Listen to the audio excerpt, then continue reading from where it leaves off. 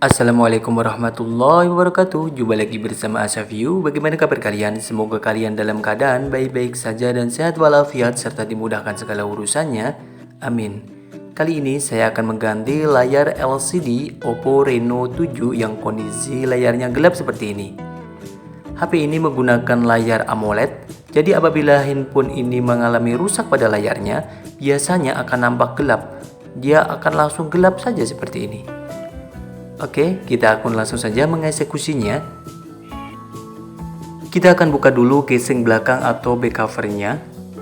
Di sini saya menggunakan blower uap untuk membuka casing belakangnya untuk mempermudah pengangkatan penutup belakang atau back covernya. Bisa juga menggunakan hair dryer atau menggunakan blower uap atau menggunakan separator LCD atau alat pemanas lainnya. Yang pastinya alat pemanas ini digunakan untuk mempermudah pengangkatan tutup belakangnya. Kita akan memanasinya sedikit demi sedikit sampai dirasa cukup hangat atau panas di penutup belakangnya di bagian pinggir-pinggirnya. Kemudian kita lanjutkan dengan penyisitan tutup belakangnya. Pertama-tama kita menggunakan silet terlebih dahulu untuk mencari celahnya. Kita cari celahnya pelan-pelan saja agar terdapat celah untuk menyisipkan alat pembuka penutup belakangnya atau mika pembuka penutup belakang.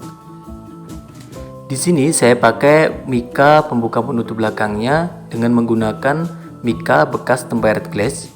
Bisa juga menggunakan mika-mika yang lain atau menggunakan apapun juga seperti alat pembuka. Terserah saja ingin menggunakan apa, yang pasti bisa digunakan untuk menyisit tutup belakangnya seperti ini. Kita sisit pelan-pelan saja keliling sampai tutup belakang itu bisa terbuka dengan sempurna.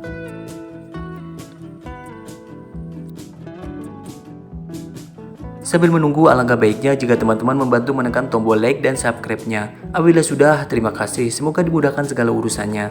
Apabila belum, juga terima kasih, semoga juga dimudahkan segala urusannya. Semoga juga dimudahkan dalam menekan tombol like dan subscribe-nya. Terima kasih.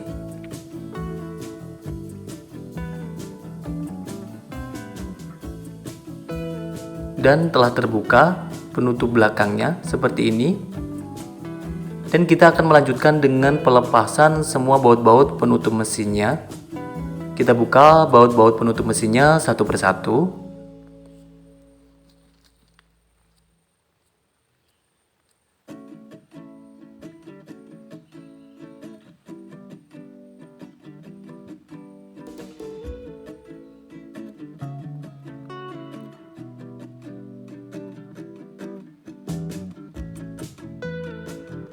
Dan kita akan membuka penutup mesinnya.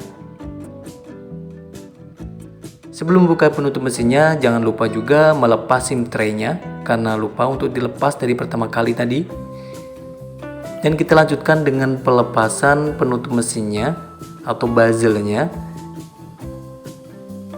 Kita lepas pinggir-pinggir seperti ini. Bisa menggunakan kuku tangan saja seperti ini atau menggunakan alat pembuka.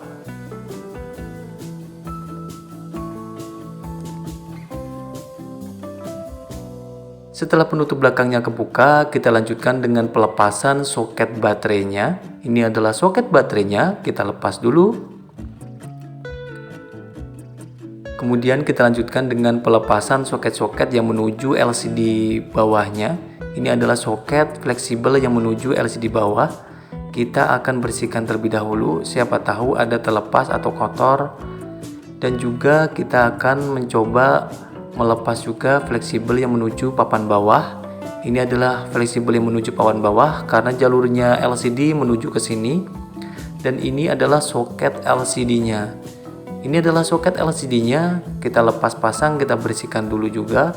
Kita akan mencoba kembali, siapa tahu soket LCD-nya ini hanya ada yang terlepas saja sehingga membuatnya nampak gelap. Kita akan mencoba menyalakan HP-nya. Dan setelah kita nyalakan, ternyata hasilnya tetap sama, dia tidak nampak sama sekali. Dan kita akan melanjutkan dengan percobaan layar LCD yang baru. Ini adalah layar LCD yang baru Reno 7. Di sini kita akan mengganti layar LCD ini menggunakan layar LCD in-cell atau layar LCD TFT. Karena handphone ini menggunakan layar LCD AMOLED, tapi di sini kita akan mengganti layarnya dengan layar LCD TFT. Karena layar LCD TFT ini harganya lebih murah, tapi ya ada sudut pandang atau hal-hal yang membuatnya kurang. Seperti halnya fingerprint, apabila menggunakan LCD TFT seperti ini, secara otomatis fingerprintnya tidak akan berfungsi kembali.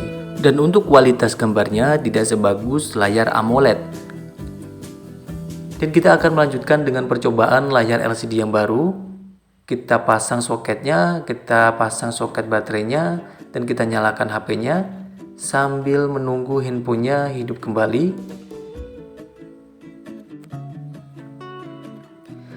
Dan kita lanjutkan dengan percobaan layar LCD yang baru. Layar LCD in-cell tadi, kita akan mencoba fungsi LCD dan touchscreen-nya. Kita coba untuk mengetikkan satu persatu hurufnya yang ada di layar LCD ini. Kita ketikkan untuk mengetikkan pesan atau mengetikkan apapun, yang pasti untuk mengetikkan huruf dan angkanya. Kita yakinkan semua huruf dan angkanya bisa terpencet atau tertekan dengan sempurna dan mudah.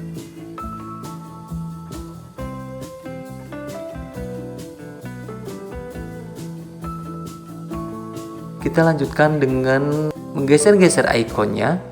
Kita tekan, tahan, dan geser salah satu ikonnya seperti ini. Kita akan menggeser-geser ikonnya. Kita yakinkan ikon ini bisa bergerak kemana-mana saja, terutama area tengah dan atasnya. Karena area bawahnya sudah kita coba untuk mengetikkan, otomatis area tengah dan atasnya yang harus diutamakan untuk digeser-geserkan. Apabila semua area ini bisa terlewati dengan sempurna, berarti fungsi touchscreen-nya bisa berjalan dengan normal. Dan kita lanjutkan dengan percobaan kontrasnya. Ini adalah kontrasnya, kita coba juga. Kita yakinkan kontras ini juga berjalan dengan baik dan normal. Kita geser-geserkan, kita coba. Dan kita lanjutkan dengan percobaan lampu LCD-nya. Kita coba untuk mematikan lampunya, kemudian menyalakan kembali. Bagaimana responsifnya, apakah dia normal atau ada bermasalah. Kita yakinkan bahwa responsif lampunya berjalan dengan normal.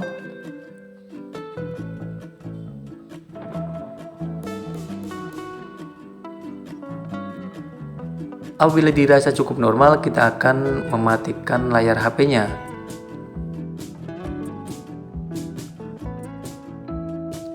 Biasanya Oppo Reno ini apabila tidak mau dimatikan dengan menekan tombol on off-nya aja, berarti mematikannya dengan tombol on off dan volume atas secara bersamaan. Kita lepas soket baterainya dan kita lanjutkan dengan pelepasan soket LCD-nya.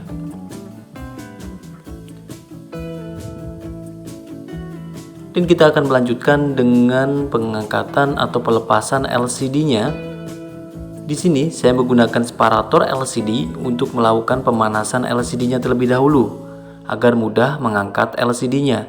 Bisa juga menggunakan blower uap, bisa juga menggunakan hair dryer atau menggunakan alat pemanas lainnya. Yang pasti alat pemanas ini digunakan untuk mempermudah pengangkatan layar LCD-nya. Setelah LCD atau layar LCD ini dipanasin cukup panas, kita akan melanjutkan dengan pelepasan layar LCD-nya. Di sini saya menggunakan silet terlebih dahulu untuk mencari celahnya. Kita mencari celahnya. Setelah mendapatkan celahnya, kita akan melanjutkan dengan penyisitan menggunakan mika yang sama seperti tadi, yaitu mika bekas tempered glass. Kita gunakan untuk menyisit pelan-pelan di layar LCD-nya untuk melepaskan layar LCD-nya. Kita sisit pelan-pelan saja sampai layar LCD itu bisa terlepas dengan sempurna.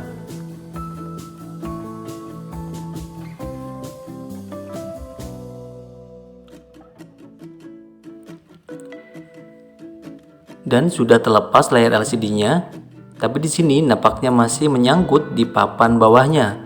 Kita akan melepas terlebih dahulu papan bawahnya atau melonggarkan sedikit papan bawahnya agar bisa melepas fleksibel LCD-nya agar terlepas dari body frame-nya. Kita longgarkan sedikit saja agar bisa melepas fleksibel LCD-nya seperti ini.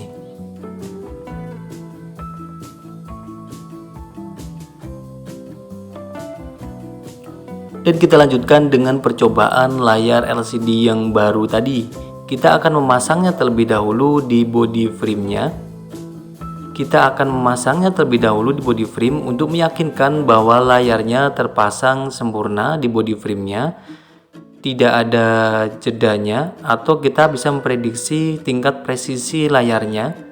Untuk mencoba, kita pasangkan terlebih dahulu, dan kita di sini akan mencoba untuk melihatin apakah body frame-nya mengalami bengkong atau tidak. Kita akan letakkan di tempat yang datar untuk menentukan bahwa handphone ini tidak mengalami bengkong pada body frame-nya, agar layar LCD yang baru bisa terpasang dengan sempurna di body frame-nya. Setelah kita rasa cukup sempurna dan tidak ada yang bengkong, kita akan melanjutkan dengan pembersihan bekas-bekas lem yang menempel di body frame-nya. Dan apabila mengalami bengkong, ya harap untuk diluruskan terlebih dahulu sebisa-bisanya. Setelah kita bersihkan frame-nya, kita lanjutkan dengan pengambilan penutup speakernya. Kita ambil penutup speakernya apabila menempel di layar LCD yang lama. Ini adalah penutup speakernya, kita kembalikan dulu di body frame-nya. Apabila dia tertempel di LCD yang lama, apabila dia tertempel di body frame-nya, ya sudah, biarkan saja. Dan ini adalah layar LCD yang baru. Kita lepasi semua segel-segel penutup LCD-nya. Kita lepas semua dan kita akan mengelem LCD-nya. Kita lem pada bagian pinggir-pinggir body frame-nya. Kita lem di pinggir-pinggir body frame-nya.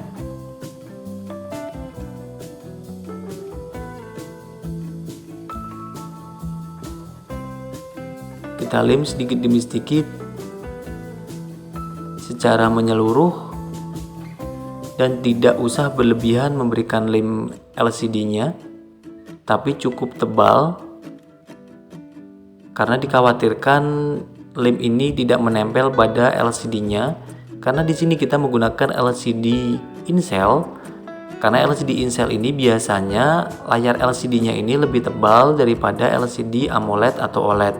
Jadi kita harus memaksimalkan lem LCD-nya agar terpasang sempurna di body frame-nya. Dan kemudian kita lanjutkan dengan pemasangan layar LCD-nya. Kita pasang layar LCD-nya. Kita masukkan dulu fleksibelnya. Kita yakinkan fleksibel itu masuk secara sempurna terlebih dahulu. Setelah yakin fleksibel itu masuk secara sempurna dan lurus pada soketnya, kita lanjutkan pemasangan layarnya kembali. Kita pressingkan layarnya. Kita presskan, kita presisikan. Kita tekan-tekan sedikit demi sedikit. Kita yakinkan center atau lurus, tidak condong ke kanan, tidak condong ke kiri, tidak condong ke atas atau ke bawah. Kita yakinkan tetap pada titik senternya, dan kita tekan-tekan sedikit demi sedikit saja, pelan-pelan saja menekannya agar LCD itu terpasang dengan sempurna pada body frame-nya.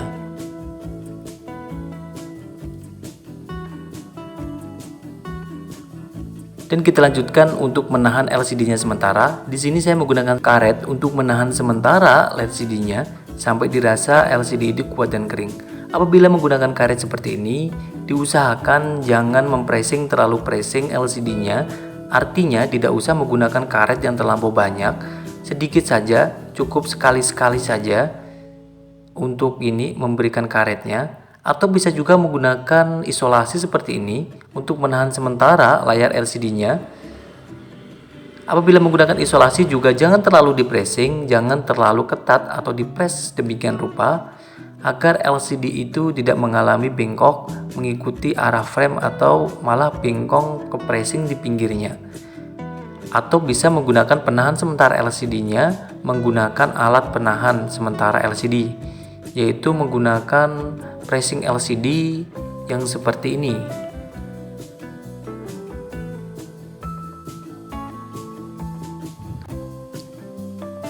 Dan kita akan menunggu kurang lebih selama 30 sampai 1 jam sampai dirasa lem itu kuat dan kering.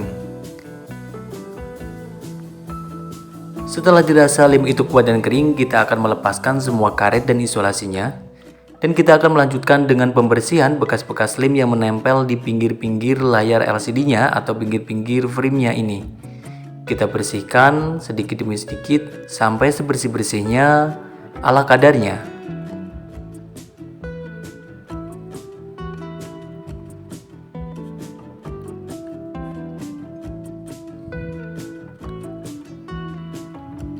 Setelah pembersihan selesai, kita lanjutkan dengan pemasangan semua soket-soket kembali.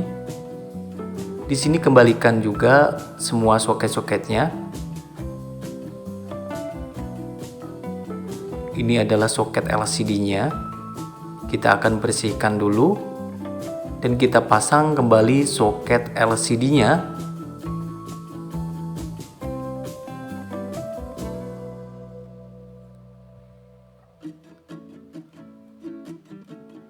Dan kemudian kita pasang soket baterainya dan kita nyalakan HP-nya.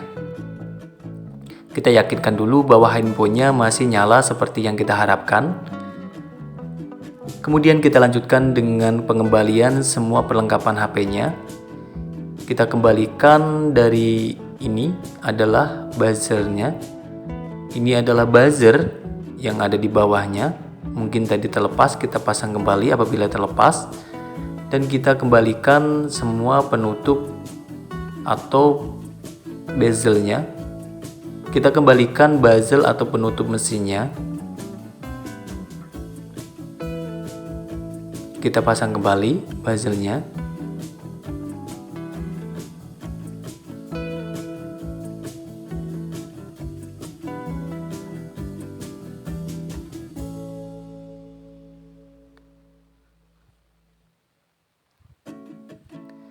Dan kita akan kembalikan semua baut-baut penutup mesinnya.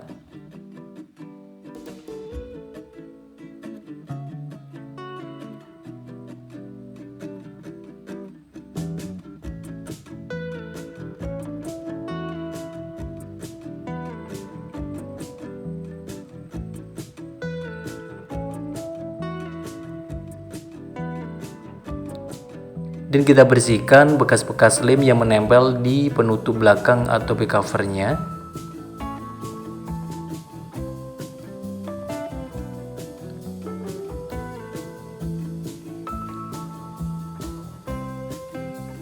Kita bersihkan dulu kamera-kameranya, siapa tahu ada debu dan kotornya yang menempel di kameranya. Dan di kaca kameranya juga, bagian casing belakangnya kita bersihkan juga. Dan kita lanjutkan dengan pemberian lem pada tutup belakangnya.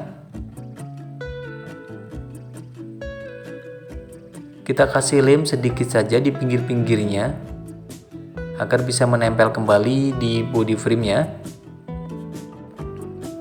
Dan kita pasang penutup belakang atau back cover-nya. Kita pasang kembali penutup belakang atau back cover-nya. Kita pressingkan, kita presisikan kembali juga karena di sini menggunakan lem.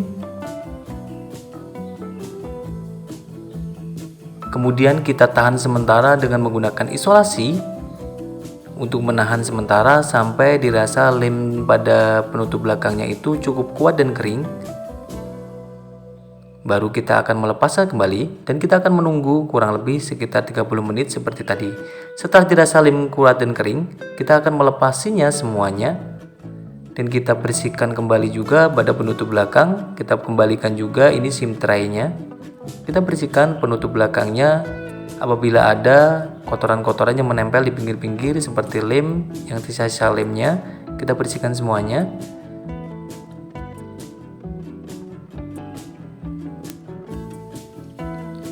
Dan kita akan membersihkan bagian layar LCD-nya. Kita bersihkan terlebih dahulu agar terbebas dari kotoran dan debu-debu yang menempel di LCD-nya, baik itu kotoran atau bekas lem yang menempel di pinggir-pinggirnya.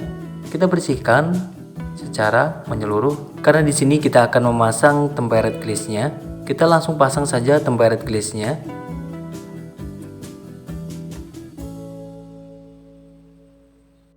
Dan kita akan coba kembali fungsi LCD dan touchscreen-nya. Kita yakinkan fungsi LCD dan touchscreen-nya berjalan dengan normal. Cukup sekian, semoga bermanfaat. Wassalamualaikum warahmatullahi wabarakatuh.